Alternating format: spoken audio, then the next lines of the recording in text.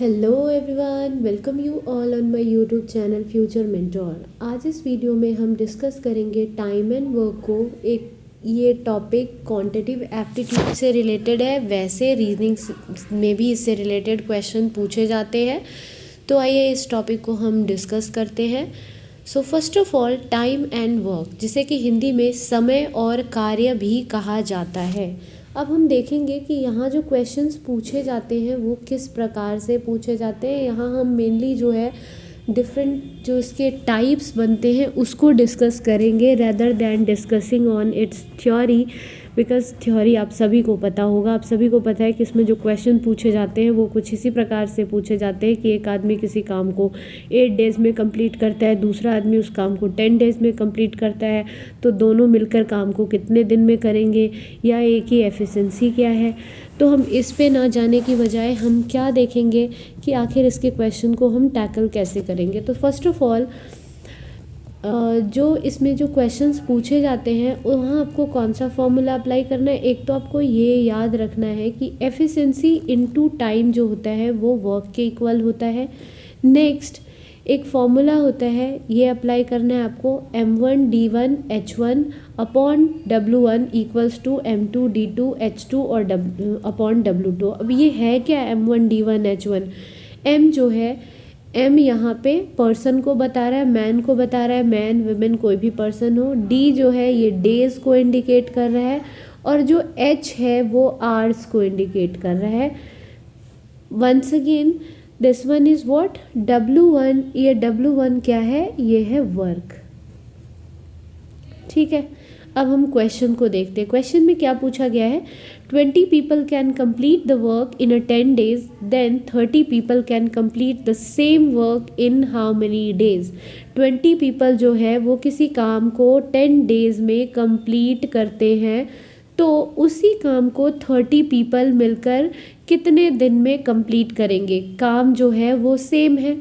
ठीक है, हम यहाँ अप्लाई करेंगे ये वाला फॉर्मूला और क्वेश्चन को सॉल्व करेंगे। अब इस वाले फॉर्मूले में क्या दे रखा है आपको, m1 d1 h1 upon w1। लेकिन यहाँ h की हमें ज़रूरत नहीं है क्योंकि आवर्स में क्वेश्चन नहीं है, क्वेश्चन में सिर्फ डेज गिवन है और पीपल गिवन है, पर्सन गिवन है। तो हम सिर्फ इसमें क्या अप्लाई करेंगे, m1 d1 upon W1 equals to M2 D2 upon W1। अब मैंने W1 ही क्यों लिखा, क्योंकि जो वर्क है ना वो सेम है। उसी काम को फिर जिस काम को 20 लोग मिलकर 10 दिन में कर रहे थे, उसी काम को 30 लोग मिलकर अब कितने दिन में करेंगे आपसे पूछा गया। सेम काम है इसलिए यहाँ W1 लिख दिया। अब आप करोगे वैल्यू पुट। m1 की जगह आप क्या रखेंगे, m1 की वैल्यू, m1 है कितना 20, तो यहाँ रख दिया 20। डेज क्या है 10, तो यहाँ रख दिया 10। और w1 की जगह या तो w1 रखो या फिर 1 भी आप रख सकते हो क्योंकि सेम वर्क है। ठीक है, 1 नीचे अपॉन 1 इक्वल्स टू, फिर से m2 की वैल्यू, तो m2 क्या है 30 और d2 हमें फाइंड करना है, तो मल्टीप्लाई बाय d2 यहाँ हमने लिख दिया और नीचे अगेन वर्क के लिए 1 वैल्यू पुट कर दी। ये फॉर्मूला आपको, ये आप नोट डाउन भी कर सकते हो और वैसे यहाँ से क्रॉस चेक कर लेना। जब आप इसको सॉल्व करेंगे, सॉल्व करने के बाद आपके पास D2 की वैल्यू ये आ जाएगी। और ये कैसे आएगा, यहाँ जब इक्वल टू के दोनों साइड ही P/Q का फॉर्म हो तो आप क्या करते हो, क्रॉस मल्टीप्लाई आप कर देंगे। क्रॉस मल्टीप्लाई, इसके साथ ये मल्टीप्लाई होगा और इसके साथ ये मल्टीप्लाई हो जाएगा, तो ये क्या आ जाएगा 1 के साथ जब आप इसको करोगे, anything multiplied by 1 is same, तो ये क्या आ जाएगा 20 into 10 which is 200 multiply by 1 equals to 30 into D2 और 1 के साथ किया तो सेम। अब ये D2 की वैल्यू फाइंड करनी है, मतलब ये जो 30 जो इधर मल्टीप्लाई में है इधर आके क्या आ जाएगा डिवाइड में 200 बाय 30, जिससे आपके पास डेज की वैल्यू आ जाएगी। जब आप इसको सॉल्व करेंगे तो आंसर क्या आ रहा है 20/3 डेज, मतलब उसी काम को 30 लोग 20/3 डेज में करेंगे। या फिर इसका आंसर ऐसे भी दे सकता है 6 होल 2/3 डेज। फर्दर सॉल्व करके दोनों ही सेम ही आंसर है। ठीक है, तो ये था एक टाइप टाइम एंड वर्क से रिलेटेड। नेक्स्ट अब हम देखेंगे, नेक्स्ट जैसे दे रखा है कि A can complete the work in a 20 days, B can complete the work in a 25 days, then in how many days A plus B will complete the work. A किसी काम को 20 डेज में complete करता है, B उसी काम को 25 days में कंप्लीट करता है, तो ए और बी दोनों मिलकर उस काम को कितने दिन में कंप्लीट करेंगे, आपसे ये पूछा गया है। तो यहाँ करना क्या है, आप ट्रेडिशनल मेथड नहीं अप्लाई करोगे जो कि छोटे क्लास में करते आ रहे थे, वो गलत नहीं है, लेकिन आपको question with in time limit करना है। तो आपको करना क्या है, यहाँ पे डायरेक्टली एफिशिएंसी निकाल लेनी है आपको।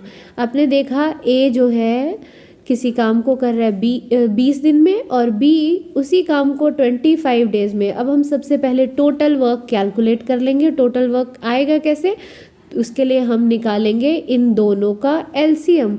जब इन दोनों का एलसीएम फाइंड आउट करोगे तो वो 100 के इक्वल आ जाता है। ये 100 आपका क्या आ गया, टोटल यूनिट ऑफ वर्क। ठीक है, टोटल वर्क आपके पास आ गया। नेक्स्ट अब हमें निकालनी है एफिशिएंसी। अभी मैंने आपको बताया कि एफिशिएंसी का फॉर्मूला क्या होता है। यहाँ आपने देखा E into T equals to work, अभी है ना, ये इसके इक्वल होता है। वर्क तो अपने को मिल गया, टोटल वर्क 100। टी क्या है, ये टी टाइम, तो टाइम में डेज भी आ सकता है, आवर्स भी आ सकता है, तो डे भी आपको पता है।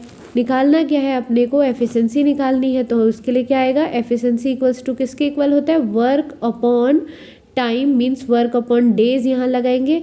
वर्क क्या है 100 और डेज क्या है 20, मीन्स इसकी एफिशिएंसी क्या आ गई 100/20 which is equals to what 5।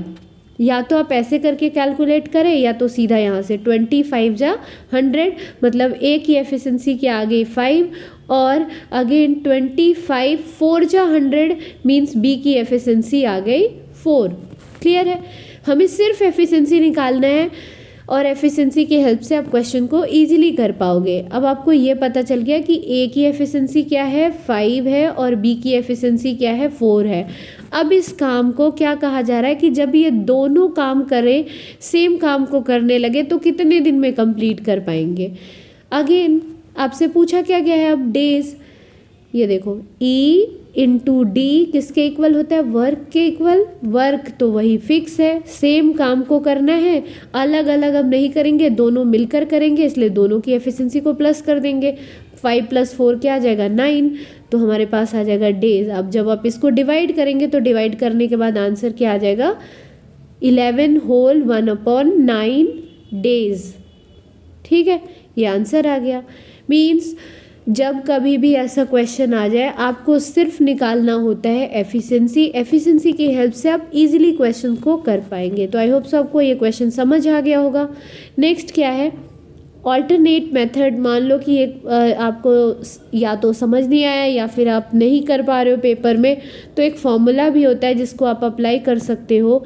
जब आपको A + B किसी काम को कितने दिन में कंप्लीट करेगा ऐसा पूछा जा रहा है और काम सेम हो, ये भी याद रखेंगे, तो आप ये फॉर्मूला लगाएंगे A into B upon A + B, और यहाँ जो A और B है ये क्या है, डेज है।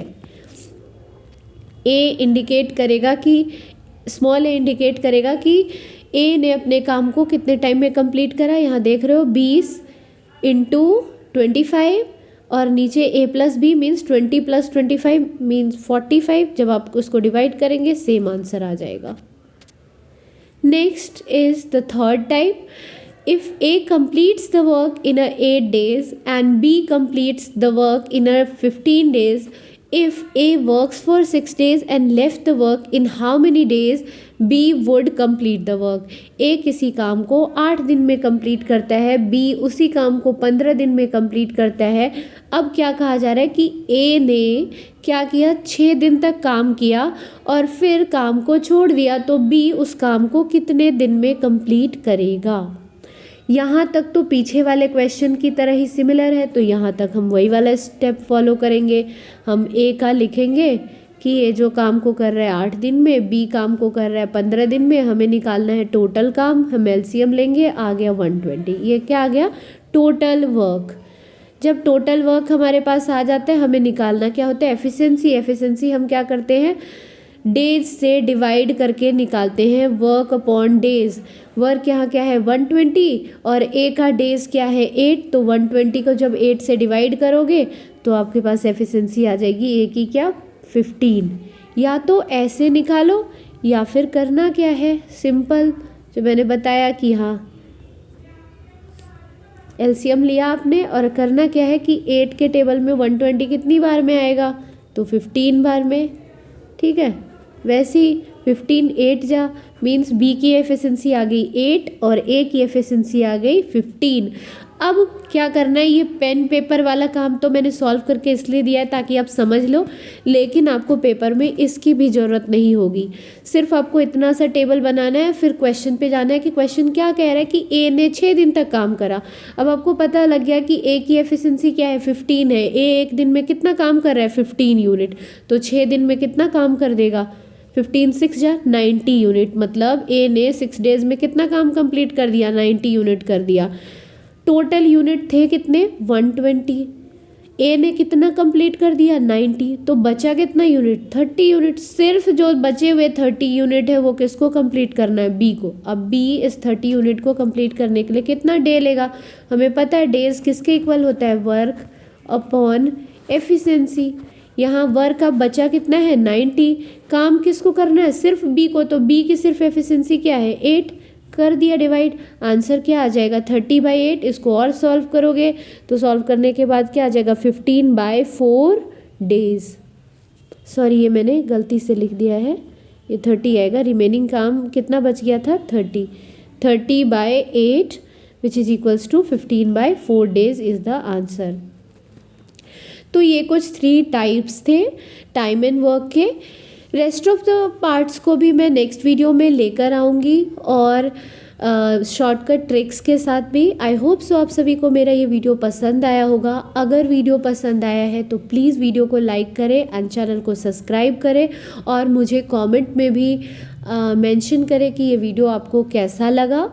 एंड नेक्स्ट केस में और किसी भी प्रकार की अगर इम्प्रूवमेंट की ज़रूरत है तो आप मुझे बता सकते हो, मैं उसे सुधारने की कोशिश करूँगी। Thanks for watching this video, thank you all.